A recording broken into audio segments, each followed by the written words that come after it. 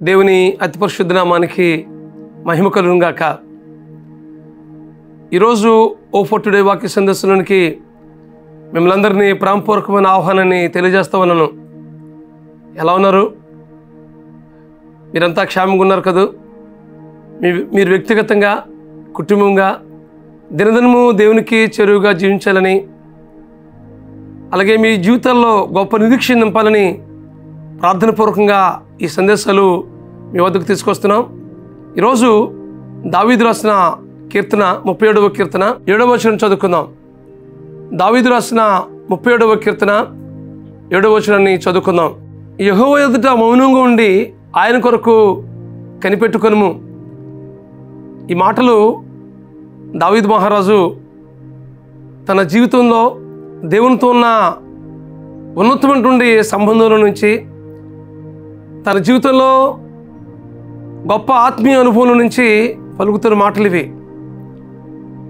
దేవుని సన్నిధిలో మనం ఎలాగ ఉండాలో, ఏ విధంగా జీవించాలో, ప్రభు కొరకు ఎలాగ బ్రతకాలో, మన సమాజంలో మన చుట్టుపక్కల ఉన్న వారితో ఎలా మసులుకోవాలో చాలా విషయాలు ఈ 37వ కీర్తనలో మనకి తారసపడుతూ ఉంటుంది. ఇక్కడ మనం చూసినట్లయితే యెహోవా ఎదుట మౌనంగా నుండి ఆయన కొరకు కనిపెట్టుకును అంటున్నాడు.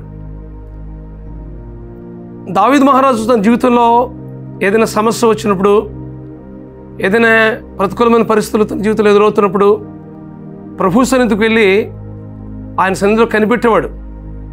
ప్రభా, ఈ కార్యం చేయాలా వద్దా, ఈ నిర్ణయం తీసుకోవాలా వద్దా, ఏంటి ప్రభా నీ ఉద్దేశం ఏంటి ఈ విషయం పట్ల అని దేవుని సన్నిధిలో విచారణ చేసి ఆయన సన్నిధిలో కనిపెట్టేవాడు.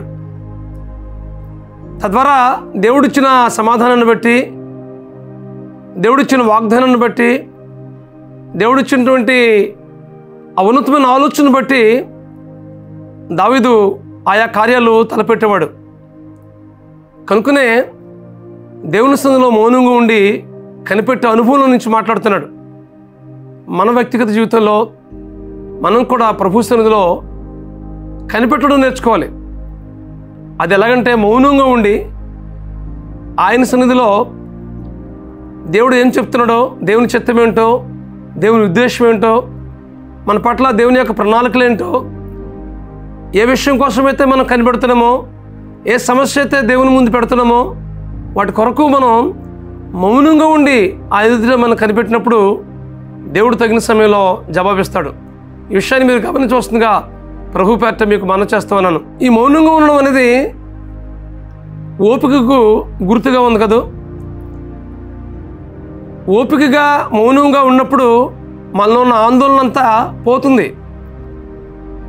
ఎందుకంటే దేవుని మీద మనం అపారమైన విశ్వాసం ఉంచి ఆయన సన్నిధిలో మనం కనిపెడుతున్నప్పుడు ఆయన సన్నిధి నుండి మనకి అనేకమైనటువంటి జవాబులు, ఆయన వాగ్దానాలు, ఆయన ఇవ్వబోతున్న ఆశీర్వాదాలు మనకు తెలియజేస్తూ ఉంటాడు. ఈ విషయాన్ని మీరు గమనించవలసిందిగా ప్రభు పేరట మీకు మనం చేస్తున్నాను. దేవుని సన్నిధిలో మౌనంగా ఉండి కనిపెట్టే అనుభవానికి మనం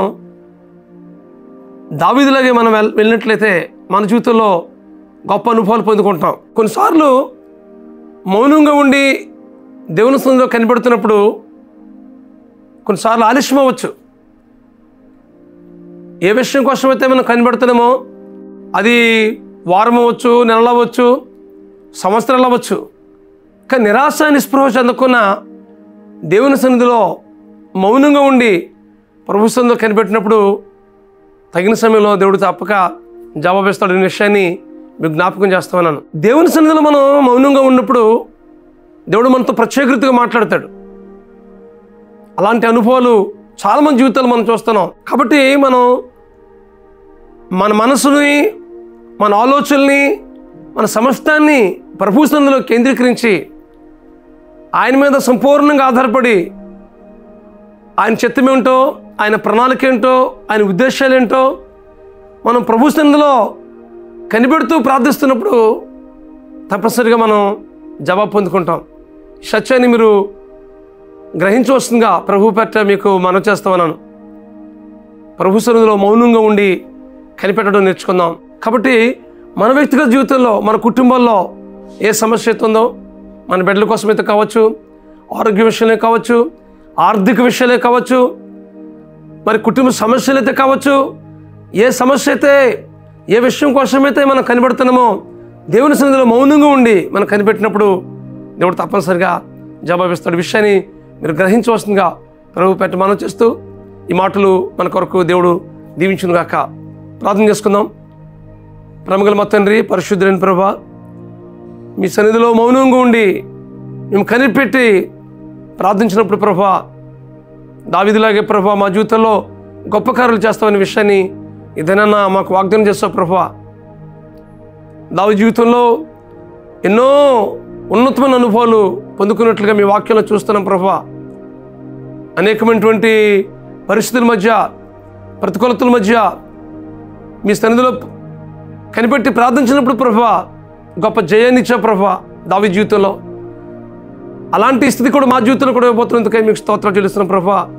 మా ప్రియుల జీవితంలో ఏ సమస్య ఉందో, ఏ వ్యాధినత ఉందో, ఏ విషయం కోసమైతే మీ ప్రభువా మీ సన్నిధిలో నెలల తరబడి కనిపెడుతున్నారో వాటన్నిటినీ ప్రభువా తగిన సమయంలో మీరు జవాబిచ్చి మీ నామాన్ని మహింపరచుకొస్తుంది మనం చేస్తూ, ఈ విషయంలో ఎలాంటి ఆందోళన చెందకుండా, నిరాశ నిస్పృహ చెందకుండా మీ సన్నిధిలో కనిపెట్టుకునే అనుభవం మా ప్రియులకు దయచేయమని మా ప్రభువును, మీ ప్రియ కుమారుడును, మా రక్షకుడునైనా యేసుక్రీస్తు నామములో ప్రార్థించి పెట్టుకుంటున్నాం తండ్రి. ఆమేన్, ఆమేన్, ఆమేన్. దేవుని సన్నిధిలో మౌనంగా ఉండి మనం కనిపెట్టినట్లయితే దేవుడు మన జీవితంలో కూడా దావీదులాగా గొప్ప జయాన్ని ఇవ్వబోతున్నాడు. అట్టి కృప పరిశుద్ధాత్మ దేవుడు మీకు అనుగ్రహించి నడిపించుగాక. God bless you friends. దేవుడు మీకు అనునిత్యము తోడుగుండి ఆయన మిమ్మల్ని నడిపించుగాక. God bless you.